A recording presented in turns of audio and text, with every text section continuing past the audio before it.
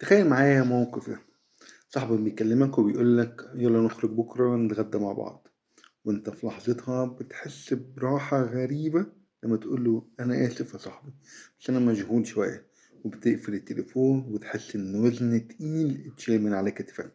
بتفتح النتفليكس أو تلعب شوية جيمز وتقول لنفسك أنا محتاج، يعني مع نفسي كده شوية، أنا محتاج وقت لنفسي. الكلام ده مش غلط خالص، كلنا محتاجين وقت لوحدنا صح؟ بس السؤال اللي احنا هنحاول نجاوب عليه النهاردة، ايه اللي بيحصل لما الوقت ده بتاع نفسك ده يبقى هو كل وقتك؟ لما العزلة تبقى مش اختيار بتعمله علشان تريح دماغك، لكن تبقى هي الحاجة الوحيدة اللي بقيت عارف تعملها أو بتحب تعملها. النهاردة هنتكلم عن حاجة غريبة ومش كتير مننا واخدين بالهم منها، هي إدمان العزلة. أيوه، هي إدمان زي أي إدمان تاني، بس من النوع اللي إحنا مش بنشوفه بوضوح. مش بتلاقي حد بيقول لك أنا مدمن القعدة لوحدي، لكن المخ بتاعك عارف كويس أوي إن أنت واقع في الفخ ده. استعد معايا لأننا هنغوص كده جوه دماغك، وهنفهم إزاي الخلايا العصبية بتاعتك بتتغير، وإزاي كل اللي كان بيبدأ بليلة واحدة هادية في البيت ممكن يتحول لشهور وسنين من الانعزال التام. وطبعا مش هسيبك كده، أقولك إزاي تطلع من القفص ده لو حسيت إنك فعلا واقع فيه. ويلا بينا نبدأ الرحلة. في الأول بيبقى يعني في إحساس حلو كده، يعني كلنا عارفين الشعور ده كويس لما تبقى قاعد في البيت لابس بيجامتك كده مريحة، والدنيا بره سواء بقى حر ولا برد ولا زحمة، انت قاعد في أوضتك كده مستريح. مفيش حد بيحكم عليك، مفيش حد بيسألك أسئلة محرجة، مفيش حد هيتوقع منك إن انت تبقى نسخة أحسن من نفسك. الراحة دي راحة حقيقية دماغك بيحبها جدا. بس المشكلة مش هنشوف دلوقتي، أو المشكلة زي ما إحنا هنشوف دلوقتي إن دماغك أحيانا بيحب الراحة دي أكتر من اللازم. تعال نفهم الأول إيه اللي بيحصل جوه دماغك لما تختار إن أنت تقعد لوحدك، بدل ما تقعد مع البني آدمين أو مع الناس وتقفل على نفسك كده. آه جوه المخ في حاجة اسمها الدوبامين والمكافأة. دماغك شغال بنظام بسيط جدا، المكافأة والعقاب. لما بتعمل حاجة وتحس براحة أو سعادة دماغك بيفرز مادة كيميائية اسمها الدوبامين. الدوبامين ده زي الجايزة اللي بياخدها المخ لما بيعمل حاجة صح من وجهة نظره. تمام. فتخيل معايا السيناريو ده، انت عندك مثلا انفيتيشن لحفلة او تجمع، مثلا في خطوبة او حاجة، بتفكر تروح بس بتحس بشوية قلق. هاقول إيه، هيبقى في ناس معرفهمش، الناس دي هتبص لي إزاي، فبتاخد قرار إن أنت ما تروحش وتقعد في البيت. لحظتها بالظبط دماغك بيحس بارتياح، اللي هو خلاص القلق راح، التوتر اختفى، بتحس بأمان. ودماغك في اللحظة دي بيقول عاش، ده هو ده القرار الصح، وبيديك جرعة دوبامين كمكافأة. المشكلة إن الموضوع ده لو اتكرر مرة ورا التانية ورا التالتة دماغك هيبدأ يتعلم درس خطير. الناس يبقوا هما التوتر، والعزلة هي الأمان والمكافأة. دايرة كده غريبة، لو أنت تبدأ تتجنب الناس تحس براحة فتقرر. فتعال نشوف إزاي الموضوع ده بيتطور خطوة بخطوة. في الأسبوع الأول أنت بتنهي حاجة معينة، بتقعد في البيت بتحس براحة وتقول لنفسك أنا فعلا فعلا ياه كنت محتاج الراحة دي جدًا. تمام. في الأسبوع التاني بتلغي خطة تانية أو بتلغي ميعاد تاني أو whatever، والمرة دي بقى الموضوع بقى أسهل، ما فيش شعور بالذنب، بالعكس أنت بتحس إن أنت بتعتني بنفسك، وإن أنت يا سلام أنا باحط حدود صحية واضحة وتمام. الشهر الأول بتلاقي نفسك بترفض معظم الحاجات اللي بتخرجها، مثلًا حد يكلمك تخرج تقول له لأ، صحابك بقوا عارفين إن أنت صعب إن أنت تخرج، فبقوا ما بيبعتولكش أصلًا، وأنت مش زعلان بالعكس، ده أنت راضي جدًا ومبسوط وزي الفل. بعد شهور بقى العادي إن أنت ما تخرجش خالص، حتى لو حد من أهلك أو من صحابك القريبين أوي قال لك تعالَ، بتلاقي نفسك بتخترع أعذار، أنا تعبان شوية، عندي شغل كتير، المرة الجاية إن شاء الله. فالنتيجة النهائية دماغك بيتبرمج على إن العُزلة هي ده الوضع الطبيعي، والتفاعل الاجتماعي ده حاجة غريبة ومخيفة. الخلايا العصبية في دماغك خلاص اتغيّرت فعلًا، والروابط اللي كانت بتخلّيك تستمر بالتواصل الإنساني بقت أضعف وأقل. فأنت مش مهتم بالموضوع ده. طيب إحنا نعرف منين؟ أنا هاسألك يعني تعالَ دلوقتي نعمل زي اختبار بسيط، تجاوب بصراحة على الأسئلة دي، ولو لقيت نفسك بتجاوب بأيوه على 3 أسئلة أو أكتر، يبقى أنت في مرحلة الخطر يا معلم، أنت واقع في فخ إدمان العُزلة. السؤال الأول، بتتجنب المكالمات والرسايل حتى لو من ناس بتحبهم وناس قريبين منك، بتلاقي نفسك بتشوف الموبايل بيرن وتسيبه يرن عادي جدًا، الرسايل توصلك وبتقراها من فوق كده، بس بترد بعد ساعات أو أيام، أو حتى بتنسى ترد خالص. السؤال التاني، بتكدب على أصحابك علشان ما تخرجش، تقول أنا مشغول أوي أو أنا عندي حاجة مهمة لازم أخلّصها، بس الحقيقة أنت قاعد في السرير بتتفرج على reels عادي جدًا أو بتسكرول في السوشيال ميديا من غير أي هدف تمامًا. السؤال التالت، فكرة إن أنت تقابل حد جديد مرعبة بالنسبة لك. زمان كنت بتتحمس لمّا تعرف على إن في ناس جديدة موجودة أو هتتعرف عليهم، دلوقتي لو حد قال لك تعالَ نروح مكان فيه ناس جديدة بتحس إن الفكرة دي متعبة ومجهدة أكتر من هي ممتعة. السؤال الرابع، بتفتخر إن أنت مش محتاج لحد. أنا باشا، بتحس بنوع بالفخر غريب كده إنك مستقل تمامًا وإنك قوي وإنك عارف تعيش لوحدك من غير ما تحتاج لأي حد. بتشوف الناس اللي محتاجين تفاعل اجتماعي على إن هم ناس ضعيفة أو معتمدين على غيرهم. لو جاوبت بأيوه على 3 أسئلة أو أكتر، خد بالك دماغك ممكن يكون بدأ فعلًا إن هو يتأقلم مع العُزلة بشكل مش صحي، خد بالك. طيب الخطر الحقيقي على صحتك إن هي الوحدة المزمنة دي خطر حقيقي على صحتك ليه؟ طب ما أنت دلوقتي ممكن تقول لي أنا مش حاسس بمشكلة، ما أنا مبسوط كده. ده فعلًا جزء كبير من المشكلة، لإن الوحدة المزمنة مش دايمًا بتحسسك إنك بني آدم وحيد. بس تعالَ نشوف الأرقام والحقايق العلمية بتاعة الموضوع دوّة من الآخر. جامعة شيكاغو عملت أبحاث كتير جدًا على تأثير الوحدة المزمنة على صحة البني آدم. والنتيجة كانت صادمة، الوحدة المزمنة بتأثر على جهاز المناعة بتاعك، بتخليك أكتر عرضة للأمراض، بتزود احتمالات الإصابة بأمراض القلب والضغط، كمان بتأثر على جودة النوم حتى لو أنت نايم عدد ساعات كافية. والأخطر من ده كله إن الوحدة المزمنة ممكن تكون ضارة على صحتك بنفس درجة تدخين 15 سيجارة كل يوم. أيوه زي ما أنت سمعت كده 15 سيجارة يوميًا، يعني أنت بتتكيف وأنت مش واخد بالك من أي حاجة. كمان في ظاهرة اسمها الهيكيكوموري، لمّا العُزلة بتبقى الصبح. أنا عارف أنت في اليابان، آآ في اليابان في ظاهرة اجتماعية خطيرة اسمها الهيكوكوموري، أوكي. الهيكوكوموري دي كلمة معناها حرفيًا الانسحاب أو الانعزال. الهيكوكوموري دول ناس غالبًا شباب قرروا إن هم ينسحبوا تمامًا من المجتمع، مش بيخرجوا من أوضهم خالص، أحيانًا لشهور وأحيانًا لسنين، بيعيشوا في عالم افتراضي على الإنترنت، بيقطعوا أي صلة ليهم بالعالم الخارجي. ف في أكتر من 1,000,000 شخص في اليابان معتبرين من الهيكوكوموري دول، يعني في منهم قاعد في عزلة تامة من أكتر من 5 سنين. الحكومة اليابانية اعتبرت الموضوع ده زي أزمة صحة عامة.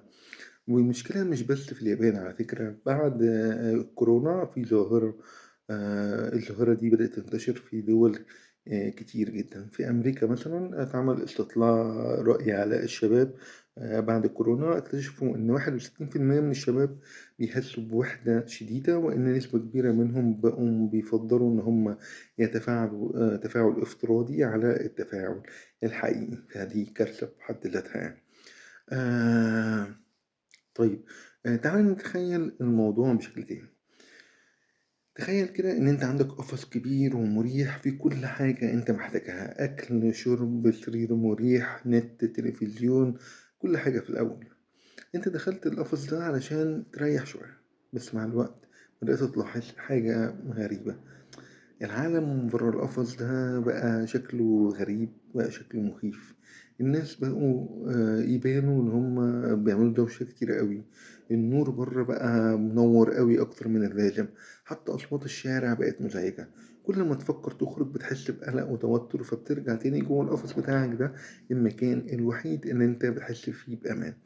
ده بالظبط اللي بيحصل في دماغك، مش إنك مريض نفسي أو الكلام ده، لأ، لأ، ببساطة أنت اتأقلمت على عالم أصغر وأكثر أمانًا، دماغك اتعود على مستوى معين من التحفيز، ولما العالم الخارجي بيقدم لك تحفيز أكبر، سواء بقى ناس، أصوات، مواقف اجتماعية، دماغك بيشوفها زيادة عن اللزوم وبيبدأ يرفضها. طيب، في خبر حلو طبعًا، ذاتك الاجتماعية يعني ما ماتتش، هي موجودة عادي.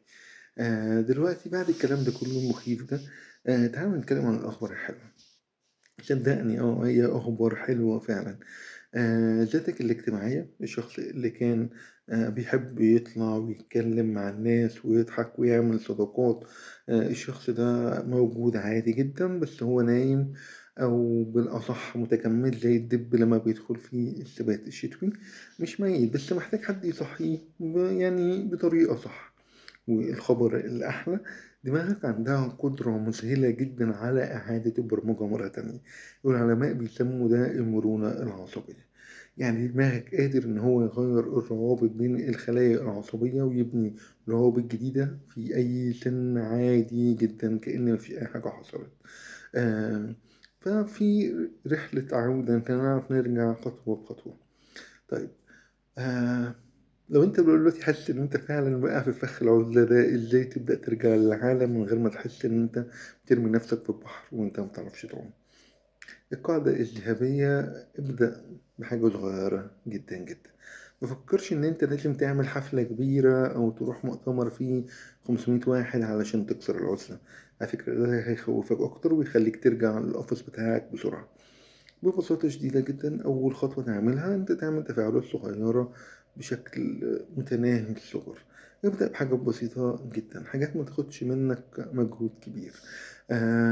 مثلًا يعني اعمل إيه، اقعد مثلًا في كافيه أو في السوبر ماركت، مثلًا بدل ما تدفع وتمشي بسرعة، قُل صباح الخير، إزيك النهارده، تقول الكلام ده للبياع أو الكاشير أو أي حد أو القهواجي، جملة واحدة ابتسامة صغيرة كده وخلاص.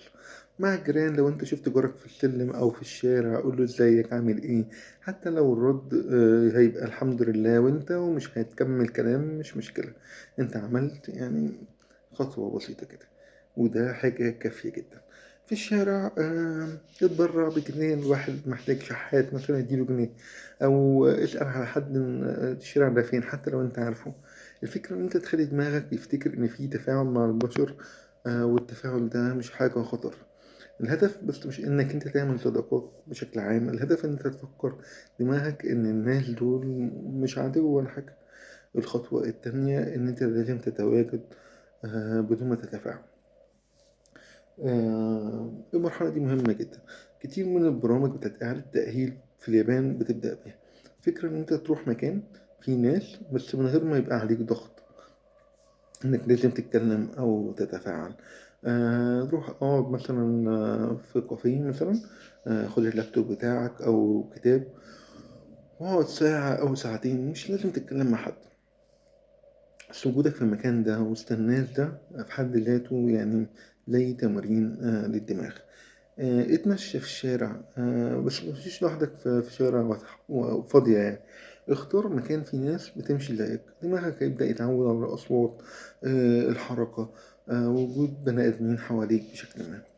روح مثلا مكتبة، المكتبات العامة أماكن هادية فيها ناس هادية جدًا، كل واحد شغال في حاله، بتبقى مثالية جدًا للمرحلة دي.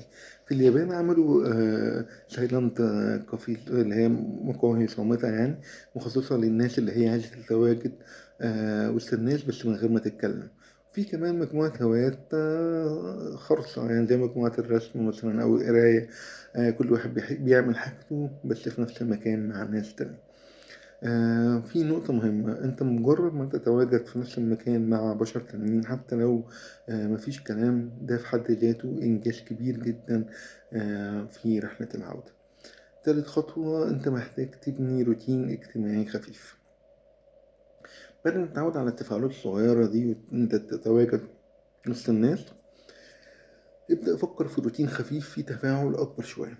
يعني كمثال مثلًا الgym مثلًا مش لازم تبقى رياضي محترف، يعني المهم أنت تروح تتمرّن وتشوف الناس، مع الوقت هتبدأ تسلِّم على فلان وتقول هاي بتعمل كده، وممكن تتكلّم معاهم جُمل بسيطة، مثلًا تروح تاخد كورس مثلًا أو ورشة، تسجّل في كورس تتعلّم أي حاجة بتحبها، رسم بقى، طبخ، لغة، برمجة، ده هيخلّيك تقابل ناس عندهم نفس الاهتمام والكلام هيبقى أسهل لإن هو عن حاجة مشتركة أنت بتحبها.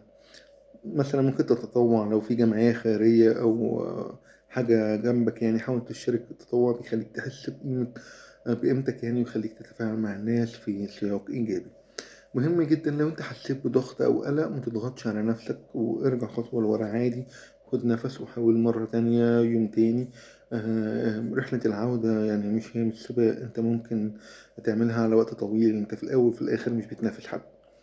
الخطوة الرابعة إعادة التواصل مع الأصدقاء بتوع زمان، ده فعلًا ممكن يكون واحد من أصعب الأجزاء يعني اللي عليك، لإن أنت في مشاعر مثلًا زي الذنب أو الإحراج، اللي هو أنا اختفيت بقى لي شوية هيقولوا عليَّ إيه، الناس دي هتفتكرني أصلًا. الحقيقة إن الصحاب الحقيقيين لو كانوا فعلًا أصدقاء هيفرحوا لمّا أنت تتواصل معاهم تاني، ما حدش هيحاسبك هيحضنوك على فكرة مجازيًا أو حرفيًا عادي. ابدأ بالراحة، ابدأ برسالة بسيطة، قُل له إيه الأخبار، افتكرتك، كنت عايز أطمن عليك. أنت مش لازم تشرح أو تعتذر عن إن أنت اختفيت مرة واحدة. ما تحاولش إن أنت ترجع لمجموعة كبيرة في الأول، اختار صاحب مثلًا قريب منك، مقترح إن لقاء بسيط تروحوا تقعدوا مثلًا على القهوة تشربوا حاجة أو تروحوا مشوار قصير مع بعض. خليك صريح لو أنت حاسس بارتياح يعني، لو الصاحب ده قريب منك ممكن تقول له بصراحة أنا كنت بامُر بفترة صعبة وإن أنا باحاول أرجع للحياة الاجتماعية تدريجيًا. بصراحة الصراحة بتقوي في العلاقات دي جدًا، جدًا، جدًا.